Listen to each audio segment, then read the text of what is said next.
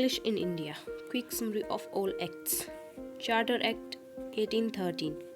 Calcutta college का इसमें establishment हुआ था राजा राम मोहन राय के द्वारा। सेकंड है मैकाउलेज मिनट, 1835 में आया था। इंग्लिश को एज ए मीडियम इंट्रोड्यूस किया था इसमें। थर्ड है वुड्स डिस्पैच, ये 1854 में आया था और इसको ना एक मैग्ना कार्टा की तरह भी देखा जाता है। फोर्थ है हंटर कमीशन 1883, इसमें जो प्राइमरी और सेकेंडरी एजुकेशन है कि लोकल्स को प्राइमरी और सेकेंडरी एजुकेशन दी जाएगी और फीमेल एजुकेशन का भी यहीं से स्टार्ट हुआ था हंटर कमीशन से। फिफ्थ है सैडलर कमीशन 1917 और 1919 तक ये हुआ था। इसमें 10+2+3 का हुआ था और इसमें ना कैलकटा यूनिवर्सिटी जो एस्टेब्लिश हुई थी उसका एक चेक ऑन भी हुआ था इसी कमीशन, उसी के लिए ये कमीशन हुआ था मेनली तो सैडलर कमीशन। उसके बाद ये यूनिवर्सिटी के चेक के बाद उन्होंने पूरा एजुकेशन सिस्टम चेक किया तो ये 10+2+3 की उन्होंने स्कीम स्टार्ट की थी।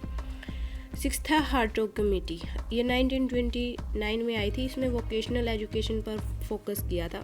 सेवन्थ है सप्रू कमेटी 1934 में आया था, इसमें अनएम्प्लॉयमेंट के ऊपर उन्होंने बात की थी। एट्थ वर्धा स्कीम 1937 में आई थी, लर्न थ्रू एक्टिविटी वाली, इसका जो मेन मोटिव था वो लर्न थ्रू एक्टिविटी का था।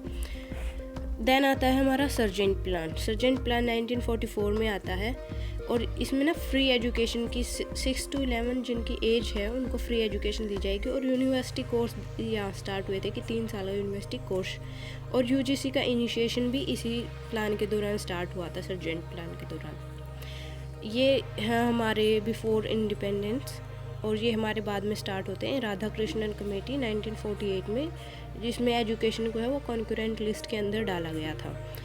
11th है हमारा मुडालियर कमीशन 1952 में आया था, इसमें वोकेशनल एजुकेशन पर ज़्यादा फोकस किया गया था। कोठारी कमीशन, ये सबसे मेन कमीशन है, बहुत ही इम्पोर्टेंट है, ये हमारा 1964 से 66 तक था। इसमें बताया था कि 14 ईयर्स के सभी जितने भी हैं उनको सभी को फ्री एजुकेशन दी जाएगी 14 ईयर्स तक के चाइल्ड को, और 3 लैंग्वेज सिस्टम भी इसी में आया था और ये स्कीम भी इसी में आई थी कि पूरा बजट का 6% हमने एजुकेशन पर खर्च करना है। देन हमारा आता है 13 नेशनल एजुकेशन पॉलिसी नैप 1968 में आया था, इसका फर्स्ट टर्म, सेकंड इसका 1986 में और थर्ड हमारा 2020 में। ठीक है, तो 1968 में तो 3 लैंग्वेज फार्मूला हमने अडेप्ट किया था, फिर हमने 10+2+3 की स्कीम अडेप्ट की थी और 20 की जो मेन है हमने जो इसमें ली है वो एक्सेस, इक्विटी, इक्वलिटी, अफोर्डेबिलिटी और अकाउंटेबिलिटी, ये हमने चीज़ें 5 हैं मेन गोल्स हैं, ये हमने सेट किए हैं हमने नैप 2020 में कि सभी को एक्सेस होगा, सभी के लिए बराबर होंगे, इक्वलिटी होगी, अफोर्डेबल और अकाउंटेबल भी होगी हमारी एजुकेशन। तो ये है एक ऑल ओवर हमारा English in India all acts.